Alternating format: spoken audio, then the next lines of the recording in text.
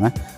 അപ്പോൾ ഇതിൻ്റെ ഒരു പ്രത്യേകത പറഞ്ഞാൽ കറക്റ്റ് മത്തൻ പോലെ തന്നെ വള്ളിയും ഇലകളും അതുപോലെ തന്നെ ഇത് കട്ട് ചെയ്ത് കഴിഞ്ഞാൽ അതിൻ്റെ ഉള്ളിലുള്ള രൂപവും അതുപോലെ കുരുകളൊക്കെ വിത്തൊക്കെ മത്തൻ്റെ അതേ സെയിം തന്നെ, അതേ ഏകദേശം അതേ ടേസ്റ്റാണ്. മത്തനെ കൊണ്ട് ഉണ്ടാക്കുന്ന ഐറ്റംസ് സാധനങ്ങളൊക്കെ കറികൾ അതായാലും മറ്റു കൂട്ടുകറികളൊക്കെ ഈ ബട്ടർനട്ട് സ്ക്വാഷ് ഉപയോഗിച്ചിട്ടും ഉണ്ടാക്കാൻ പറ്റും.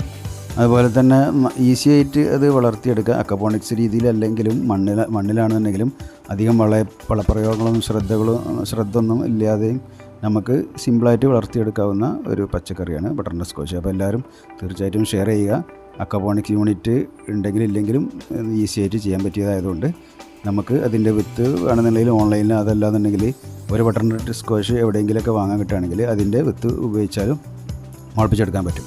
അതുപോലെ പരപ്പനാട് ഹെർബൽ ഗാർഡൻ പരപ്പനങ്ങാടി ഭാഗത്ത് കൂടെ കോഴിക്കോടേക്ക് പോകുന്ന ആളുകളൊക്കെ ഒന്ന് വിസിറ്റ് ചെയ്യുന്നത് നല്ലൊരു ഇതാണ്. കാരണം